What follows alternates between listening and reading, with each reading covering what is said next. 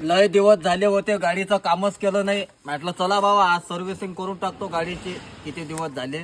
मग निघालो गाडी घेऊन अमरावतीला जायले. घरून निघाल्यावर मग आपल्या छत्रपती गॅरेजवर आलो शुभम भाऊच्या.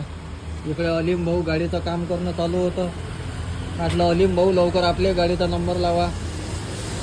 इकडे हे बिट्टू भाऊचंही काम इकडे चालू होतं. सगळ्या गाड्याच गाड्या आहे बाबा इथं.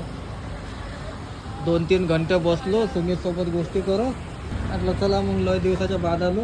शुभम भाऊचं गॅरेज पाहून घ्या. काय जागा कमी पडली एवढं सामान आहे. आज जुम्मा होता. अलीम भाऊ मग नमाज पढायला गेले. नमाजवरून आल्यानंतर मग जेवण केलं. मी म्हटलं जाऊ द्या आता नमाज आहे तर आपण काय म्हणू शकतो करा बा तुमच्या मतानं काम करा. 2-3 घंट्यानंतर मग गाडीचं काम काढलं इकडे भाऊ ना. इकडे हे होतं सुमित. मग आले आपले बिट्टू भाऊ. बिट्टू भाऊनं सीट कवर काढून टाकलं. फिल्टर साफ करून टाकलं. म्हणे काय राजीव मंगेश भाऊ एवढा कचरा राहू देता काय म्हणे गाडी. वेळेवर सर्व्हिसिंग करत जा. रेस्टार मन झाले असं नाही सोबत म्हणे. तर ना म्हटलं करतो ना भावा आता तुमच्या हातानं करतो. मग इकडे आपले सचिन भाऊ वानखडे गाडीचं काम करू आले होते. गाडीचं काम करता करता भाऊले सांगितलं इंस्टाग्रामवर ID आहे म्हटलं आपली. मग भाऊनं लगेच फॉलो केलं. यूट्यूबवर सबस्क्राईब केलं.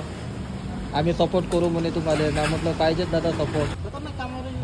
बिट्टू भाऊनं गाडीचं इंजिन पूर्ण खोलून साफ करून टाकलं. अलीम भाऊले म्हटलं भाऊ आता गाडीची जबाबदारी तुमच्या इकडेच आहे. तुमची गाडी समजून काम करा बरं गाडीचं.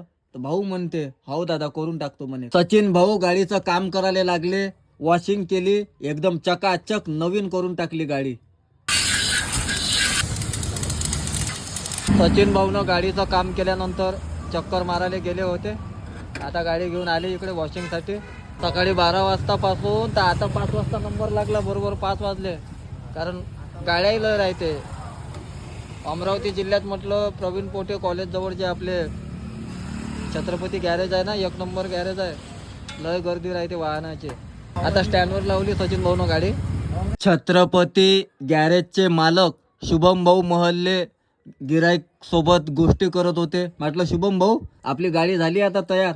जातो म्हटलं मग आता घरी. शुभम भाऊनं गाडीचा पूर्ण खर्च काढला. शुभम भाऊले पैसे दिले आणि मी म्हटलं चला मग आता निघू बा आपल्या घराकडे. बायको घरी वाट पाहत अशी. सकाळपासून बायकोले पाहिलं नव्हतं. म्हटलं चला बाबा पहिले घरी लय वेळ झाला. मग फायनली पोचलो आता घरी.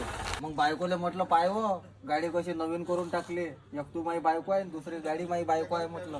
मग ठीक लागले हाताले. म्हटलं आजपासून कोणालाच गाडी देत नाही बापा लय खर्च लागला. चाबी म्हटलं गाडीची.